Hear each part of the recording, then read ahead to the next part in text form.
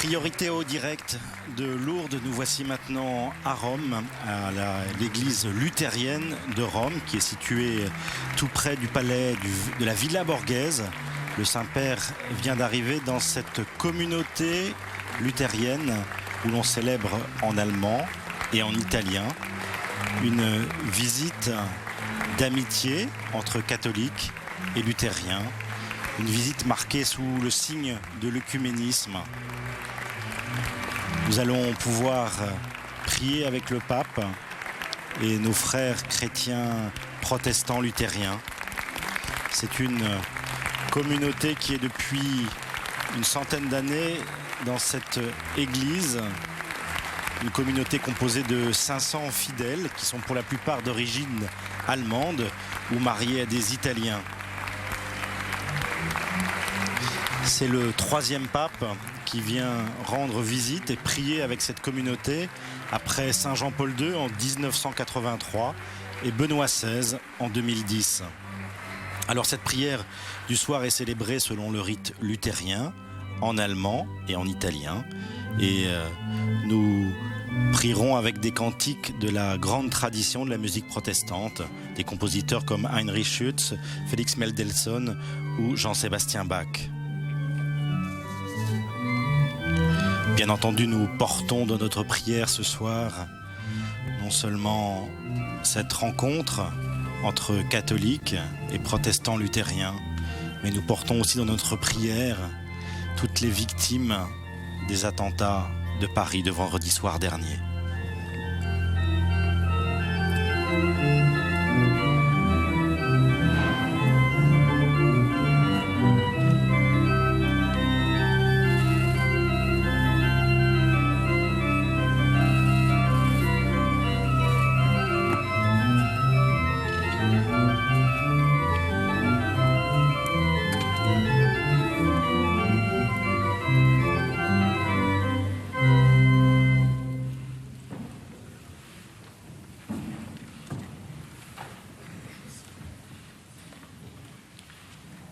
Santo Padre, Saint-Père, au nom de la communauté luthérienne de Rome, je vous adresse bienvenue chaleureuse dans notre Église. Les visages pleins de joie que vous voyez ici expriment plus et mieux que toute parole combien vous êtes le bienvenu parmi nous et combien nous nous réjouissons de votre visite. Avec votre venue continue dans le sillon de vos prédécesseurs, le Saint Jean-Paul II et Benoît XVI. Et nous vous remercions de tout notre cœur pour ce geste, un geste plein d'espérance qui exprime proximité et affection. Nous souhaitons que ici vous vous sentiez comme chez vous. Il y a une grande joie en nous aujourd'hui, mais en même temps, nos pensées vont aussi à Paris et toute notre compassion pour les victimes des attentats terroristes et de leurs familles. Jésus dit, dans le monde, vous avez des souffrances, des tribulations, et c'est vrai. Mais ensuite, il ajoute, faites-vous du courage, j'ai vaincu le monde. Et en cela, nous avons confiance. Et donc, nous ne nous laissons pas paralyser par la peur et nous continuons à parcourir ensemble notre chemin. Saint-Père, le soir de votre élection, vous avez dit, et maintenant, commençons ce chemin, évêque et peuple.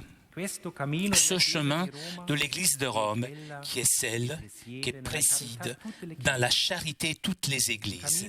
Un chemin de fraternité et d'amour, de confiance entre nous. Prions toujours pour nous, l'un pour l'autre. Avec une grande approbation et joie, nous pouvons constater que vous, en tant qu'évêque de Rome, vous faites ce chemin et vous témoignez l'évangile du Christ à tous les êtres humains. nous a particulièrement émus votre rencontre à Jérusalem avec le patriarche Bartholomée Ier, puisque montre que l'unité de la chrétienté grandit, où nous sommes en chemin ensemble, dans la foi, en l'unique Seigneur, le Christ. Dans votre homélie devant le sépulcre vide de Jésus, vous avez dit, nous devons croire que, comme a été retournée la pierre du sépulcre, de même, nous pourrons enlever tous les obstacles qui encore empêchent la communion pleine entre nous. Dans cette certitude de notre foi, que nous nous sentons profondément proches de vous et nous voulons continuer à faire ensemble ce chemin. Donc, est fondamental que nous nous orientons constamment vers le Christ. Dans notre Église, nous avons cela devant nos yeux. Celui qui regarde l'autel retournera le regard vers la croix et vers le ressuscité. Parmi eux, il écrit en allemand le message fondamental de notre foi. Le Christ, hier et aujourd'hui, est le même, et il est pour l'éternité. Là où nous nous orientons vers le Christ et nous le suivons, même la communion entre nos églises deviendra plus forte, plus profonde. Et lui qui nous a réunis ici aujourd'hui, afin que nous puissions nous rencontrer, nous nous regardons dans les yeux les uns les autres, nous nous serrons la main, nous nous racontons l'un l'autre que nous sommes, ce que nous sommes et ce que nous avons à cœur. Nous prions les uns pour les autres. Nous écoutons ensemble l'Évangile et nous restons ensemble devant Dieu. Et nous expérimentons ainsi que nous sommes déjà unis dans la foi en l'unique Seigneur, le Christ, et que nous lui appartenons comme membres de son corps. Sur une petite échelle, on voit ce qui est valable pour la totalité. L'unité, ce n'est pas un futur si éloigné. Si nous suivons la volonté du Christ, alors il est possible de connaître l'unité déjà maintenant, comme aujourd'hui, où nos cœurs nous remplissent de joie et de gratitude pour la proximité et la communion que le Christ nous donne. Ce que nous vivons aujourd'hui, ce n'est pas seulement un bon moment. Il est vrai, il est réel. Nous donne du courage dans notre être Église et nous donne du courage et force pour ne pas rester enfermés, mais poursuivre sur ce chemin vers l'unité des Églises. Puisque jusqu'au jour où il y aura des personnes dans notre communauté qui vivent dans des familles où les confessions s'unissent, mais que dans leur vie de foi, doivent souffrir du fait que les églises n'ont pas atteint un degré plus important de communion. Jusqu'à ce que cette situation continue de souffrance, l'Église a, et j'en suis persuadé, le devoir de persévérer dans l'engagement pour atteindre une plus grande unité et communion. Votre visite nous encourage dans ce sens. C'est comme un vent chaud qui souffle derrière nos épaules, qui nous donne la force de continuer notre chemin. Nous voulons dialoguer les uns avec les autres et ensuite célébrer ensemble le culte. Le dialogue et la prière sont deux dimensions essentielles sur le chemin vers l'unité de la continuité et la chrétienté. Le dialogue naît dans la rencontre entre les personnes et donc nous sommes très heureux que maintenant des personnes de notre communauté pourront vous poser des questions et que vous pourrez donc répondre à ces questions.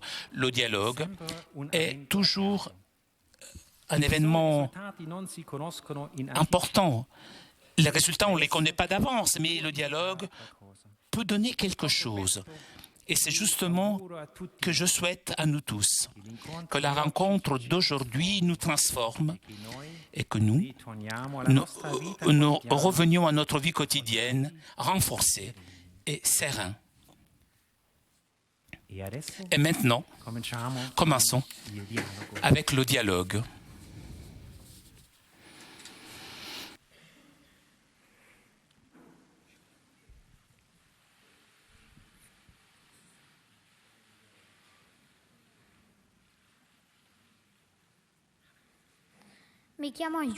Je m'appelle Julius, j'ai 9 ans et j'aime beaucoup participer au culte des enfants dans cette communauté. Je suis charmé par les histoires de Jésus et j'aime aussi comment il se comporte. Ma question est, qu'est-ce que t'aimes le plus d'être pape ?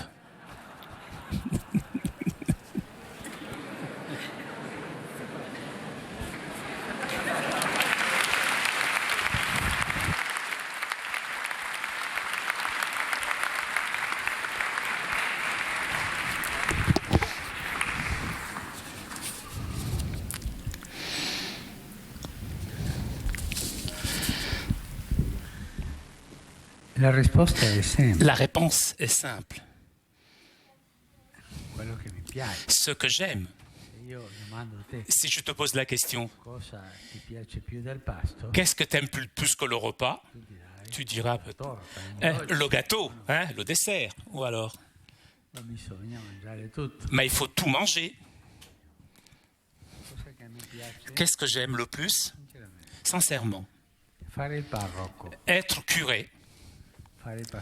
Être le pasteur. Je n'aime pas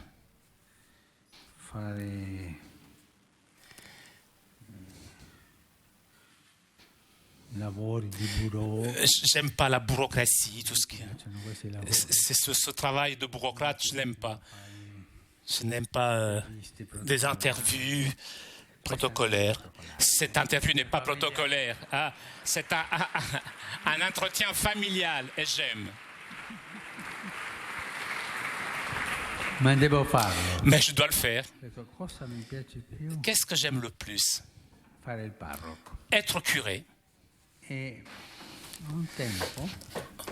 J'ai un temps. Alors, autrefois, lorsque j'étais recteur de la faculté de théologie, il y avait une paroisse qui était juste à côté et j'étais le curé de cette paroisse. Et tu sais ce que j'aimais ? Enseigner le catéchisme aux enfants et le dimanche, faire la messe avec les enfants. Il y avait environ 250 enfants. C'était difficile. Et effectivement, il y en avait qui parlaient, qui ne restaient pas en silence, mais le dialogue, c'était important. Et cela, j'aime si tu es un enfant, et peut-être tu me comprendras. Vous êtes concrets, vous les enfants. Vous ne posez pas des questions un peu qui sont théoriques comme ça. Pourquoi cela est comme ça ? Vous êtes concret. J'aime être curé. Et en étant curé, ce que j'aime le plus, être avec les enfants. Parler avec les enfants. Et on apprend beaucoup des enfants. On apprend beaucoup. Être pape. J'aime le pape avec le style d'un curé.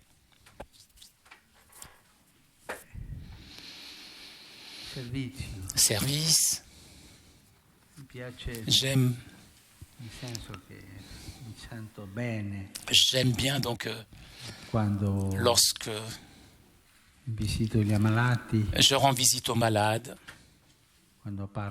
lorsque je parle avec les personnes qui sont un peu désespérées et tristes. J'aime beaucoup aller visiter les prisons. Mais pas que qu'on me mette en prison, je n'aime pas ça. Mais parler avec les prisonniers. Je ne sais pas si tu sais, mais peut-être tu comprendras ce que je vais te dire. À chaque fois que je rentre dans une prison, je me pose la question, pourquoi eux et pas moi? Et là, je sens le salut de Jésus, l'amour du Christ pour moi. C'est lui qui m'a sauvé. Je ne suis pas moins pécheur que les autres, mais le Seigneur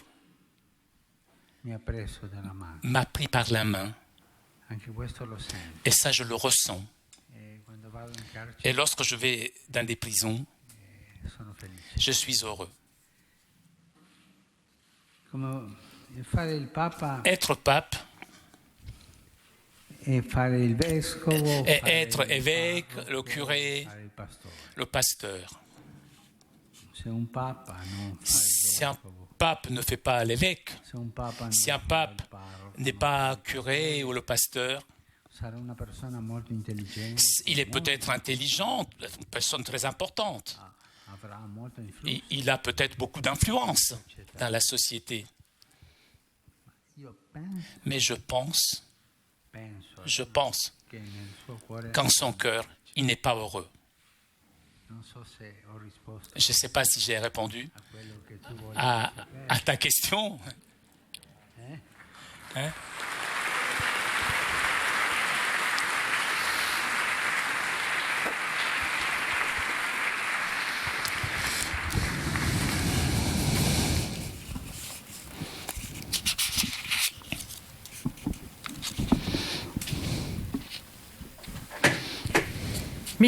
Je m'appelle Anke de Bernardinis et comme beaucoup de femmes de notre communauté, j'ai épousé un Italien qui est un chrétien catholique romain. Nous vivons ensemble heureux depuis plusieurs années. Nous partageons les joies et les douleurs. Et donc, ça nous fait du mal d'être divisés dans la foi et de ne pas pouvoir participer ensemble à la scène du Seigneur. Que pouvons-nous faire pour atteindre enfin la communion sur ce point? Merci.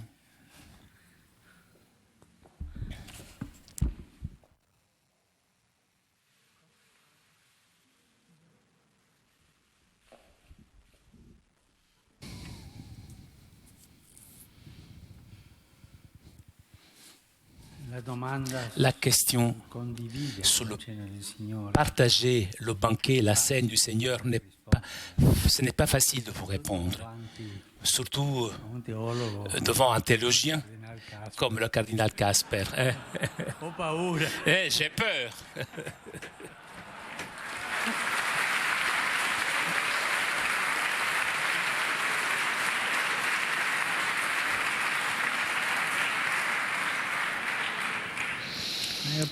Je pense que le Seigneur nous a, lorsqu'il nous a donné son mandat, faites cela en mémoire de moi. Et lorsque nous partageons la scène du Seigneur, nous faisons mémoire et nous imitions. Nous faisons la même chose qu'avait fait le Seigneur. La scène du Seigneur, il y aura un jour. Le banquet final dans la Nouvelle Jérusalem adviendra, mais ce sera le dernier. Mais dans le chemin, je me pose la question et je ne sais pas comment vous répondre. Et je me pose la même question que vous. Partagez la scène du Seigneur.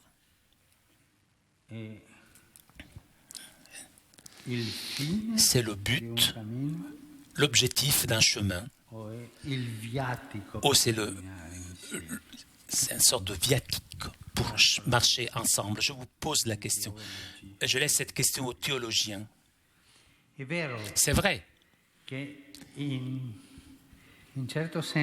certaine façon, partager et dire qu'il n'y a pas de différence entre nous, que nous avons la même doctrine, et je souligne ce mot.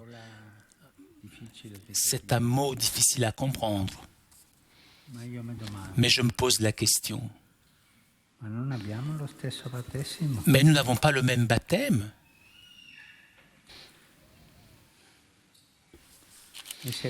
Et si nous avons le même baptême, nous devons marcher ensemble. Vous êtes un témoignage d'un chemin profond, parce que c'est un chemin conjugal. C'est un chemin de famille, d'amour humain, de foi partagée. Nous avons le même baptême. Lorsque vous vous sentez pécheresse, moi aussi je me sens pécheur. Votre mari aussi est pécheur, sans pécheur. Vous allez devant le Seigneur et vous lui demandez pardon. Votre mari fait la même chose. Il va voir le prêtre pour la confession et demande l'absolution. Ce sont des remèdes pour garder vif le baptême.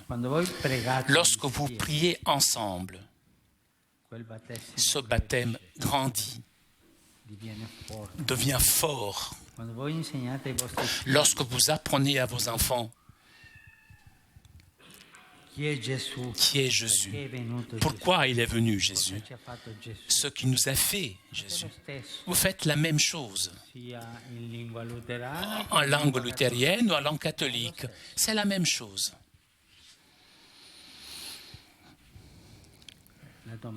La question et la scène. Il y a des questions que seulement si on est sincère avec soi-même et avec les peu de lumière théologique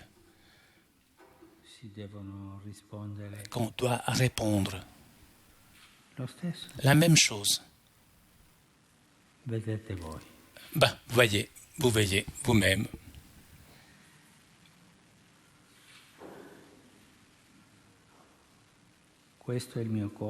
Voici mon corps, voici mon sang, a dit le Seigneur. Faites cela en mémoire de moi. Et c'est un viatique qui nous aide à marcher.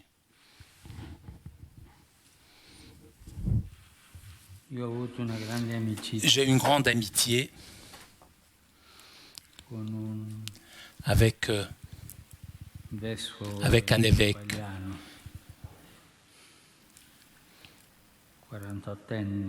Il avait 48 ans, il avait 2 enfants, il était marié. Et il avait cette inquiétude. Sa femme catholique, ses enfants catholiques, et l'évêque. Elle accompagnait le dimanche sa femme et ses enfants à la messe. Et ensuite, aller faire l'occulte, ensuite, lui, avec sa communauté.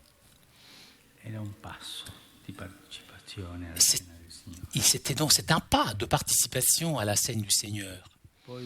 Ensuite, lui, il a avancé et le Seigneur l'a appelé un homme juste.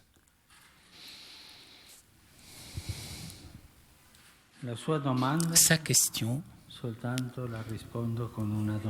Et à votre question, je réponds avec une autre question. Que puis-je faire avec mon mari afin que la scène du Seigneur m'accompagne dans mon chemin? C'est un problème auquel chacun doit répondre.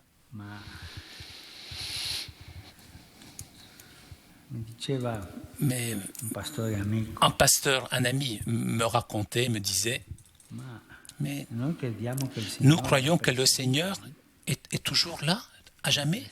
Il est présent.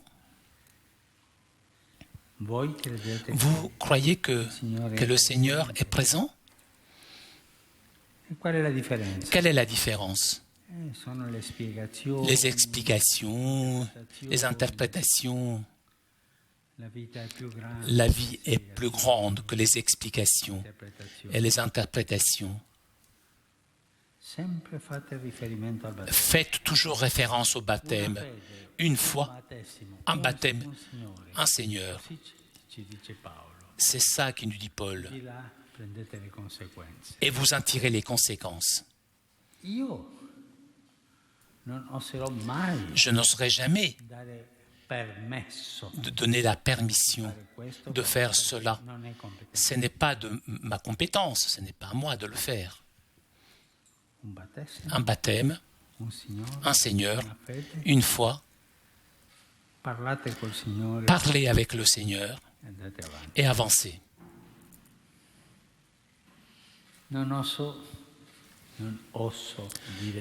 Je n'ose pas vous dire plus.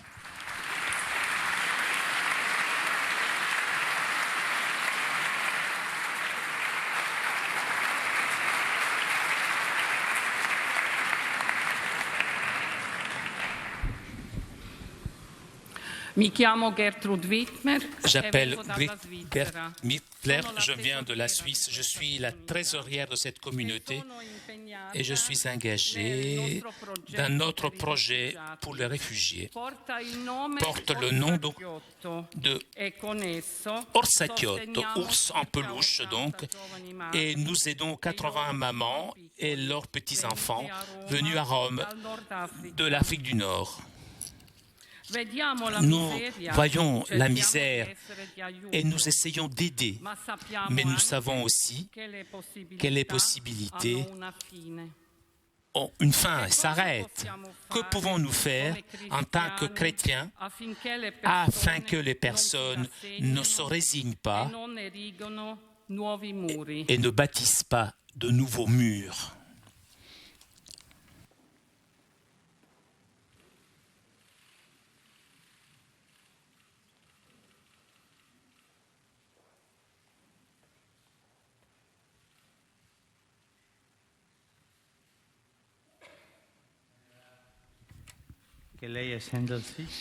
Vous êtes en Suisse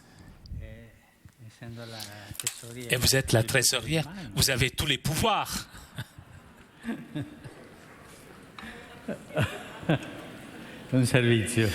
C'est un service que je fais, dit la dame. La misère. Vous avez prononcé ce mot. La misère.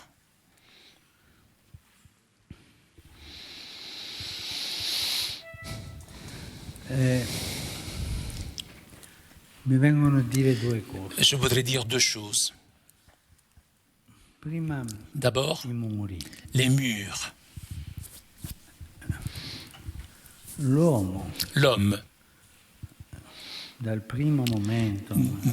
le premier instant, mais si on lit les Écritures, c'est un grand bâtisseur de murs qui le sépare de Dieu. Depuis les premières pages de la Genèse, nous pouvons voir cela. Il y a une imagination derrière les murs humains. C'est l'imaginaire donc de devenir comme Dieu.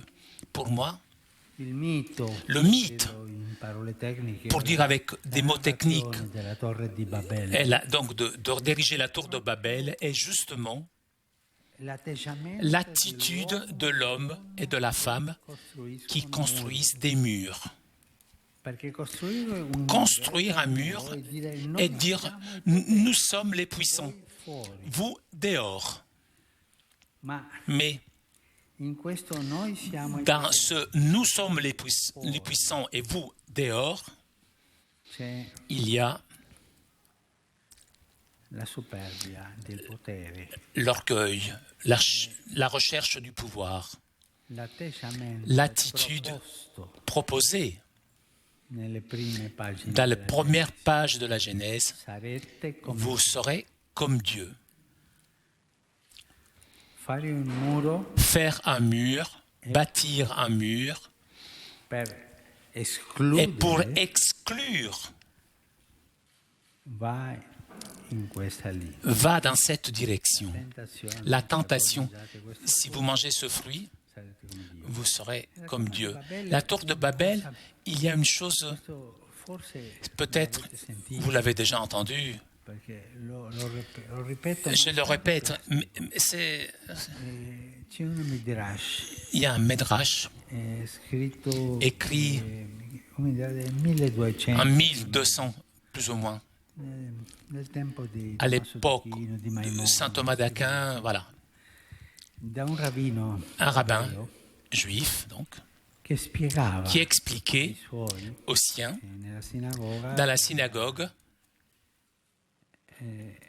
la construction de la tour de Babel, où la puissance de l'homme se faisait remarquer.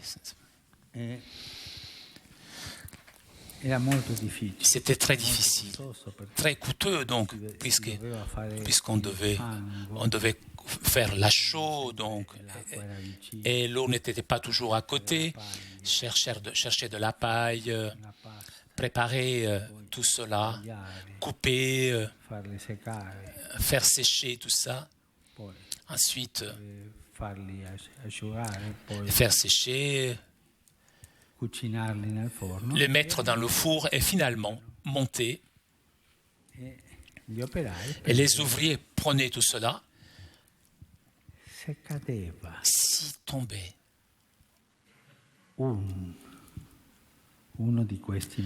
l'un de ces briques, il y avait une catastrophe. Parce que c'est un trésor, c'était coûteux, coûtait très cher. Si tombait un ouvrier, eh bien, il ne se passait rien du tout. Le mur toujours exclut, préfère le pouvoir. Et dans ce cas, donc, le pouvoir de l'argent. Donc, avec tous les briques qui coûtaient très cher, donc, et la tour qui voulait arriver jusqu'au ciel. Toujours exclure l'humanité. Le mur est le monument de l'exclusion. Nous aussi, dans notre vie intérieure, combien de fois la richesse, la vanité, l'orgueil deviennent un mur devant le Seigneur. Ils nous éloignent du Seigneur. Bâtir des murs. Pour moi, le mot qui me vient maintenant, un peu spontané, est celle de Jésus. Comment faire pour ne faire des murs? Faire du service. Vous jouez les derniers, lave les pieds. Voilà l'exemple. C'est lui qui a donné l'exemple. Le service auprès des autres. Le service auprès de nos frères et sœurs. Le service à ceux qui ont le plus besoin. Avec cette œuvre de soutenir les 80 jeunes mamans. Vous, Vous ne bâtissez pas des murs, vous faites du service. L'égoïsme humain veut se défendre son propre pouvoir, son propre égoïsme. Mais dans cette façon de se défendre, donc, s'éloigne de la source de la richesse. Les murs, finalement, sont comme un suicide, te renferment. C'est une chose laide que d'avoir un cœur fermé. Et aujourd'hui, on le voit. Le drame. Mon frère pasteur, aujourd'hui, a parlé de Paris. Des cœurs fermés. Même le nom de Dieu est utilisé pour fermer les cœurs. Vous me posez la question, donc essayons d'aider la misère, donc, mais savons aussi que les possibilités ont une fin. Que pouvons-nous faire en tant que chrétiens afin que les personnes ne se résignent pas et qui ne bâtissent pas de nouveaux murs? Parlez clairement, priez, puisque la prière nous donne de la force, et servir.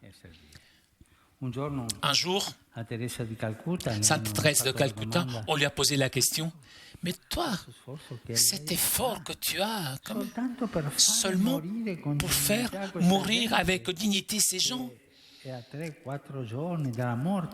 qui ne reste que 3-4 jours à vivre. Pourquoi? Qu'est-ce que tu fais? C'est une goutte d'eau dans l'océan. Mais après, cet océan n'est pas le même. Avec le service, les murs tomberont tout seuls. Mais notre égoïsme, notre soif de pouvoir, essaye toujours de construire les murs. C'est ce que je peux te dire aujourd'hui. Merci.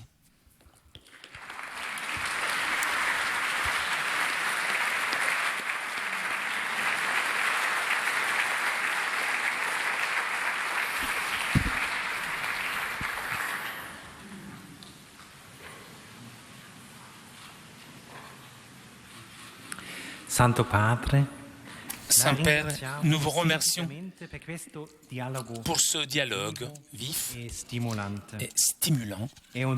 C'est un cadeau, un vrai cadeau merveilleux que vous nous avez fait. Ce dialogue restera et continuera à produire beaucoup d'effets. Merci beaucoup. Tout ce que nous avons vécu et qui nous avons à cœur, nous le mettons maintenant dans notre prière et nous le mettons devant Dieu. Voilà, nous rentrons donc dans la prière après ce temps de dialogue où le pape a vraiment été un pasteur, un curé. Nous rentrons dans la prière avec ce chant de Heinrich Schütz, « Dieu a tant aimé le monde ».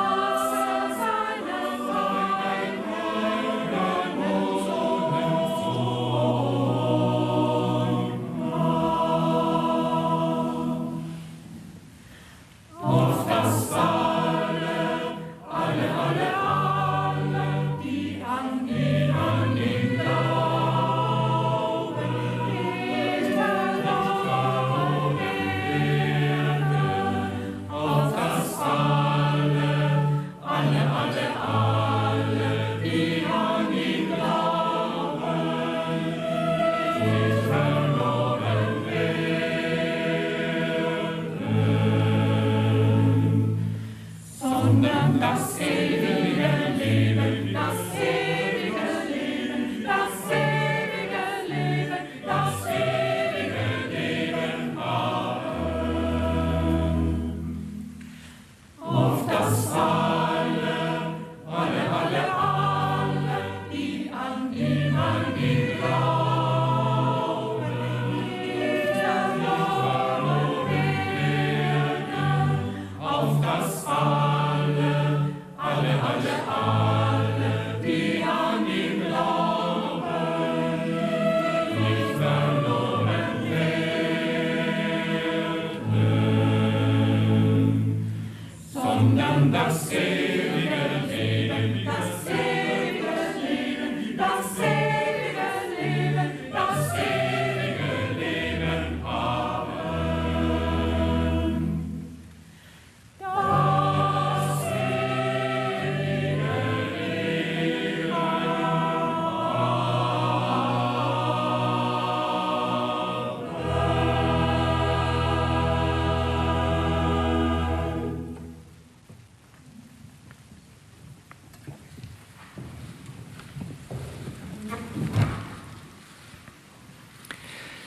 Resta con noi, Signore, perché si fa sera e il giorno è declinato.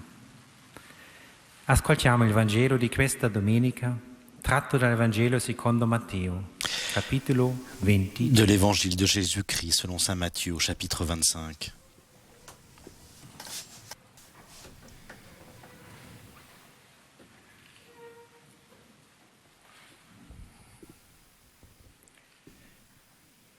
Gesù disse ai suoi discepoli: Quand le Fils de l'homme viendra dans sa gloire et tous les anges avec lui, alors il siégera sur son trône de gloire. Toutes les nations seront rassemblées devant lui. Il séparera les hommes les uns des autres, comme le berger sépare les brebis des boucs. Il placera les brebis à sa droite et les boucs à sa gauche. Alors le roi dira à ceux qui seront à sa droite: Venez les bénis de mon Père, recevez en héritage le royaume préparé pour vous depuis la fondation du monde.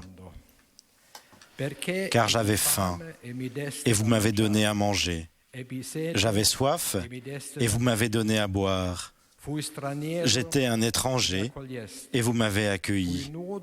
J'étais nu et vous m'avez habillé. J'étais malade et vous m'avez visité. J'étais en prison et vous êtes venus jusqu'à moi. Alors les justes lui répondront: Seigneur, quand est-ce que nous t'avons vu? Tu avais donc faim et nous t'avons nourri? Tu avais soif et nous t'avons donné à boire? Tu étais un étranger et nous t'avons accueilli? Tu étais nu et nous t'avons habillé? Tu étais malade ou en prison? Quand sommes-nous venus jusqu'à toi? Et le roi leur répondra: Amen, je vous le dis, chaque fois que vous l'avez fait à l'un de ces plus petits de mes frères, c'est à moi que vous l'avez fait. Alors il dira à ceux qui seront à sa gauche: Allez-vous-en loin de moi, vous les maudits, dans le feu éternel préparé pour le diable et ses anges. Car j'avais faim et vous ne m'avez pas donné à manger. J'avais soif et vous ne m'avez pas donné à boire. J'étais un étranger et vous ne m'avez pas accueilli. J'étais nu et vous ne m'avez pas habillé. J'étais malade et en prison et vous ne m'avez pas visité. Alors ils répondront eux aussi: Seigneur, quand avons vu avoir faim, avoir soif, être nu, étranger, malade ou en prison, sans nous mettre à ton service? Il leur répondra: Amen, je vous le dis, chaque fois que vous ne l'avez pas fait à l'un de ces plus petits, c'est à moi que vous ne l'avez pas fait. Et ils s'en iront, ceux-ci au châtiment éternel, et les justes à la vie éternelle. Amen. Alléluia,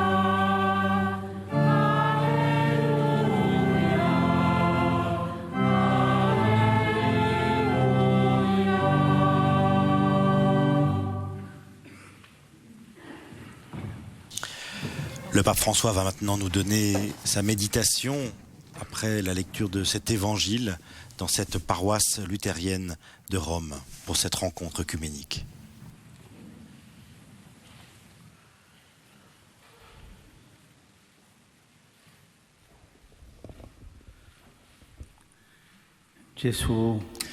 Jésus, pendant sa vie, a fait beaucoup de choix.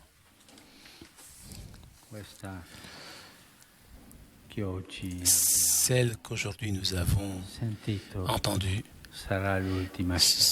ce sera son dernier choix.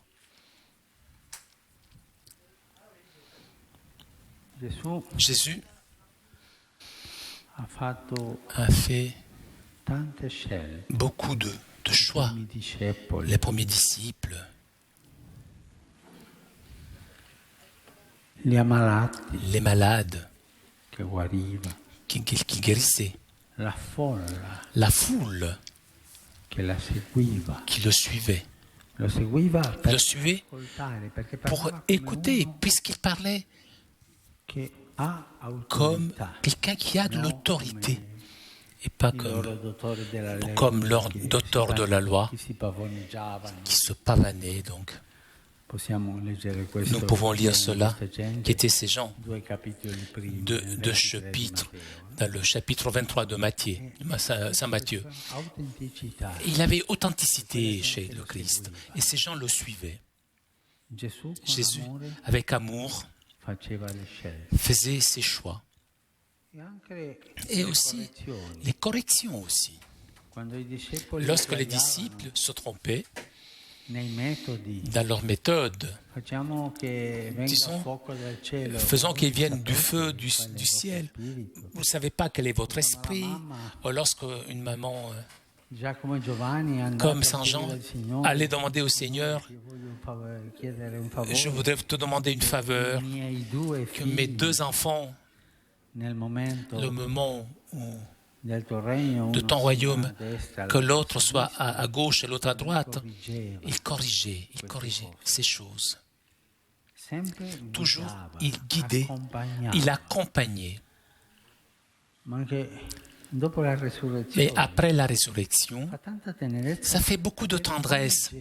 Être comme Jésus, voir comme Jésus choisit les moments et choisit les personnes. Il ne fait pas peur. Pensons à le chemin de Emmaüs, comme il les accompagne. Eux, ils devaient aller vers Jérusalem. Et lui, il marche avec eux. Il les accompagne.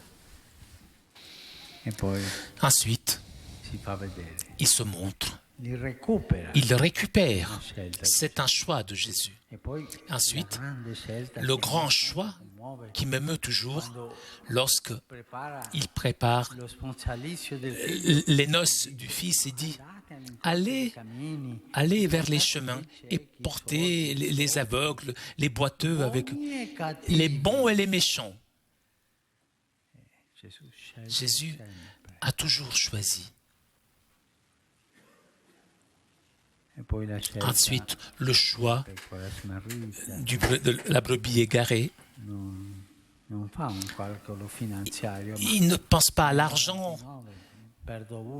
J'en perds une, c'est pas grave, j'en ai 29. Mais le dernier choix sera le choix définitif. Et quelles seront les questions que le Seigneur nous posera ce jour-là? Est-ce que tu es allé à la messe?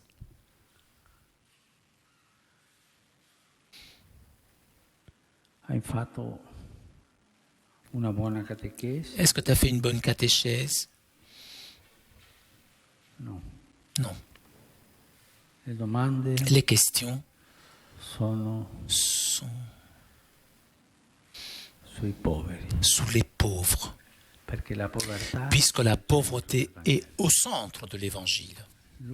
Lui, étant riche, Il se fait pauvre pour nous enrichir avec sa pauvreté. Lui, il n'estime pas être un privilège d'être Dieu, mais il s'est humilié jusqu'à la fin, jusqu'à la mort sur la croix. Et le choix du service. Jésus, Dieu est vrai et le Seigneur est vrai, mais il est serviteur. Le choix le fera sur cela. Toi, ta vie, est-ce que tu as utilisé ta vie pour toi ou pour servir? Pour te défendre des autres avec des murs ou pour l'accueillir avec amour?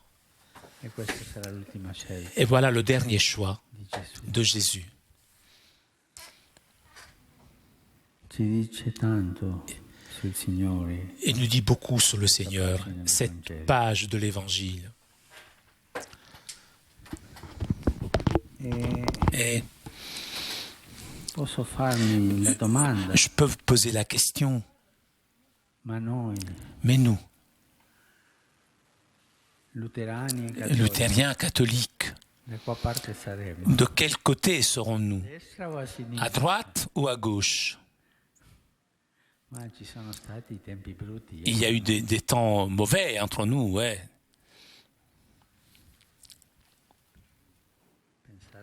Pensez aux persécutions entre nous avec le même baptême.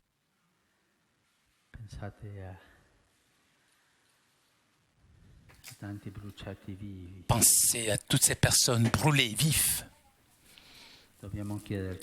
Nous devons demander pardon pour cela, pour le scandale de la division. Parce que nous tous, luthériens, catholiques, nous sommes dans ce choix. Il n'y a pas d'autre choix. C'est ce choix, le choix du service, comme lui, il nous a donné étant serviteur du Seigneur.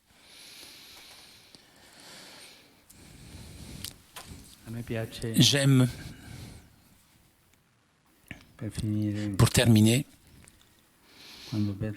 lorsque je vois un Seigneur serviteur qui est au service des autres, j'aime demander qu'il soit le serviteur de l'unité, qui nous aide à marcher ensemble. Aujourd'hui, nous avons prié ensemble, travaillé ensemble pour les pauvres, pour ceux qui ont le plus besoin. Nous aimer ensemble, d'un amour véritable, un amour fraternel. Père, nous sommes différents, puisque nos livres nous disent une chose et vos livres disent autre chose. Mais l'un des vôtres a dit, c'est l'heure de la diversité conciliée. Et nous attendons cette grâce, cette diversité réconciliée dans le Seigneur, c'est-à-dire dans le serviteur. Et ce Dieu est venu parmi nous pour servir et pas pour être servi. Je vous remercie de votre hospitalité fraternelle. Merci.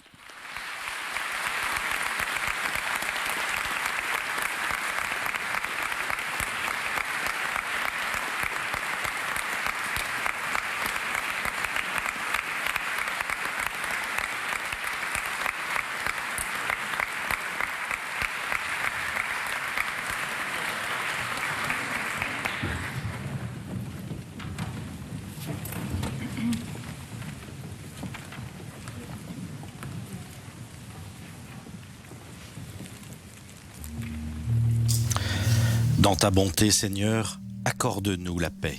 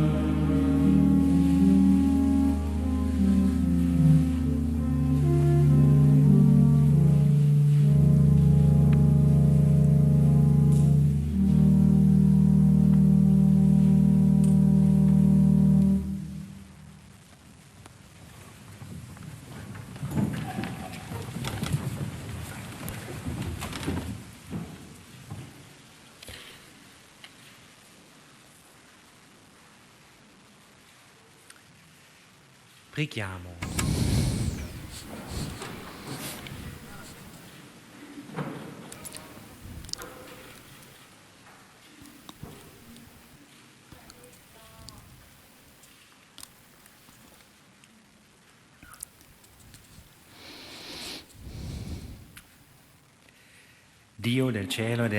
Dieu du ciel et de la terre, à ta bonté nous confions notre vie et les personnes avec lesquelles nous vivons et nous t'invoquons.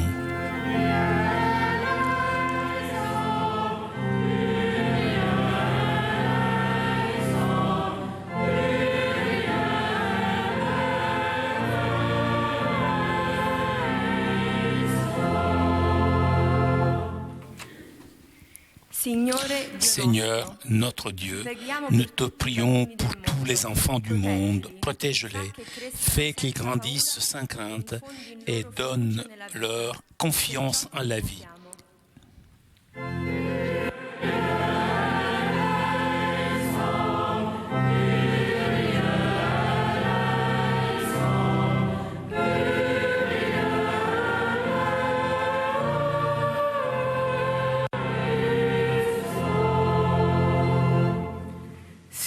Seigneur, notre Dieu, nous te prions pour les familles, afin que leur vie soit marquée par l'amour et qu'ils puissent avoir une vie dans la foi.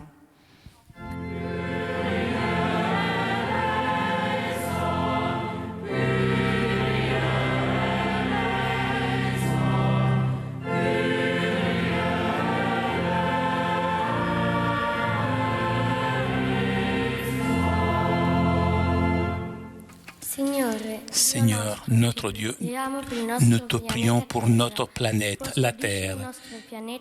Garde notre planète, la Terre, et aide-nous à sauvegarder ta création.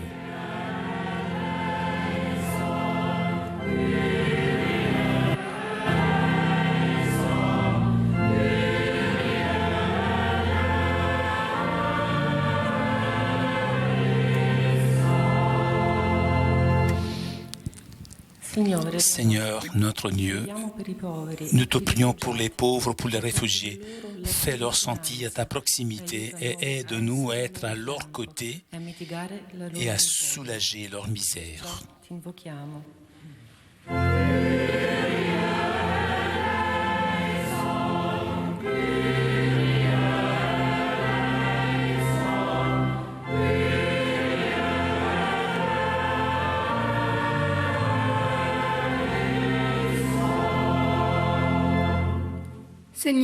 Seigneur, notre Dieu, dans beaucoup de pays de cette planète règne la guerre, la violence. Sois à côté des personnes qui se trouvent là, dans ces pays, et conduis ceux qui ont des responsabilités de gouvernement vers la paix.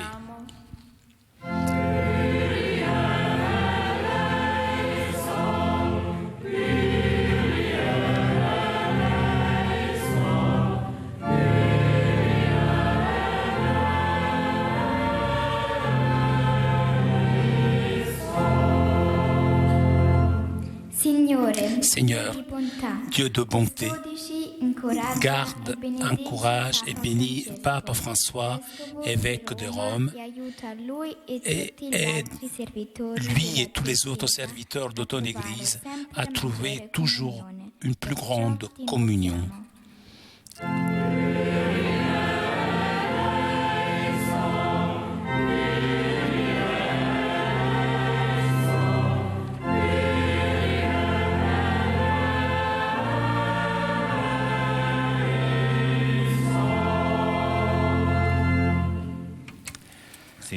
Seigneur, nous te prions pour les victimes des attaques terroristes de Paris et nous avons foi dans ta grâce. Accueille-les dans ton royaume, sois proche de leur famille dans le deuil, protège-les, accueille-les et écoute notre prière dans le silence.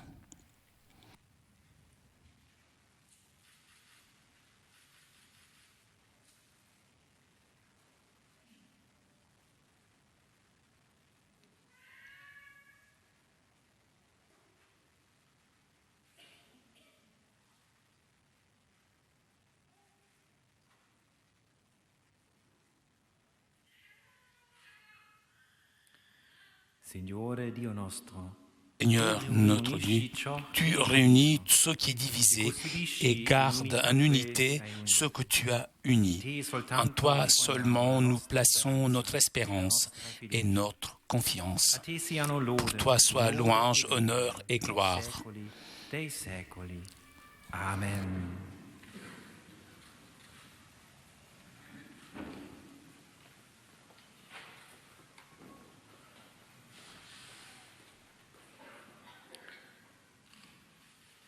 Preghiamo insieme, come ci ha insegnato Gesù Cristo.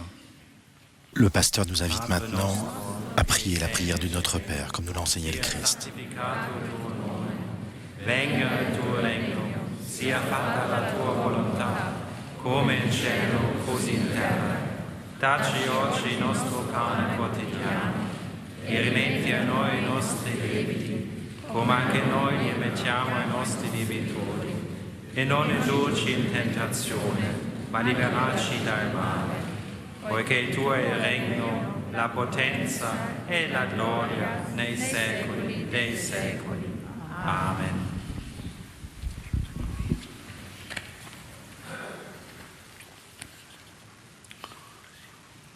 Signore sia con voi.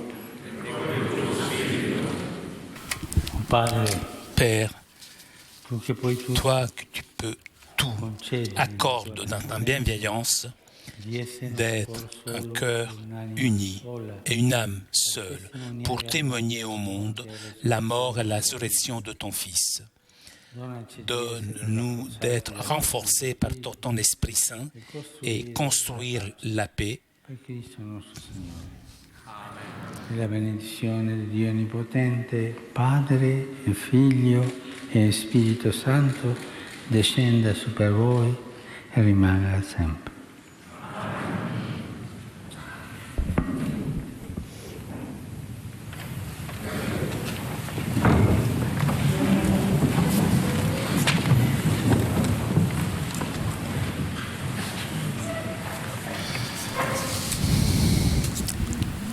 Caro Papa Francesco, Cher Pape François, merci de votre visite. Merci pour votre homélie sur Saint Matthieu et à votre geste d'amitié. Cette prière du soir est devenue une rencontre précieuse, de joie et surtout inoubliable pour notre communauté. Nous voulons vous remercier pour tout cela et pour votre proximité et communion dans la foi avec 2 cadeaux. Premier cadeau, c'est une couronne qui est faite avec des branches d'un chêne avec 4 bougies, ce qu'on appelle la couronne d'Avent. C'est un symbole traditionnel de notre Église. Chaque dimanche de l'Avent, nous allumons une lumière pour arriver à la plus grande lumière avec la nativité de l'enfant Jésus. Ces lumières vous accompagnent vous aussi pendant la période de l'Avent.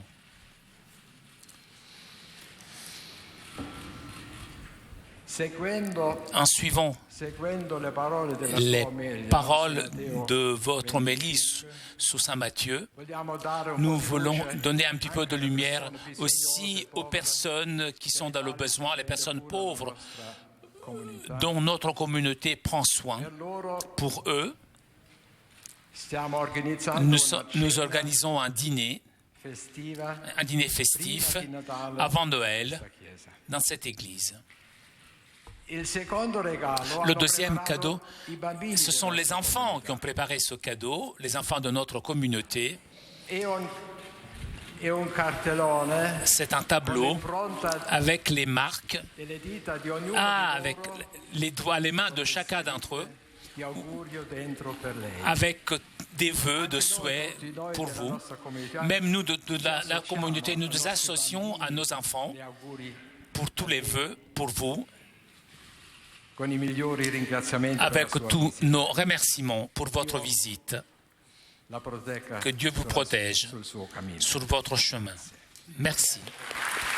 Priez pour moi, a dit le Saint-Père.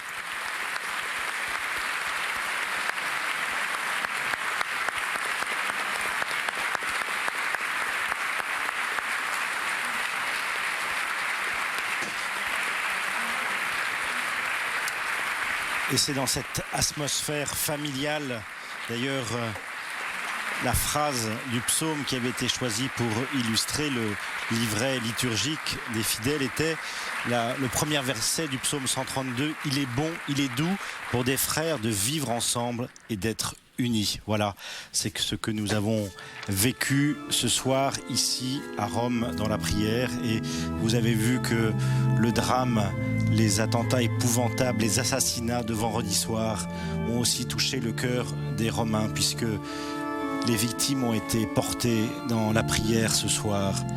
Vous savez que KTO se mobilise tout particulièrement pour suivre les moments de prière et aussi nous aider à réfléchir sur ce drame. Dans un instant, il y aura une rediffusion de l'émission spéciale d'hier soir à 18h15. Nous pourrons nous associer aussi à la prière à Notre-Dame de Paris, notamment en entendant le glas. Vous savez que c'est cette cloche qui sonne pour les morts.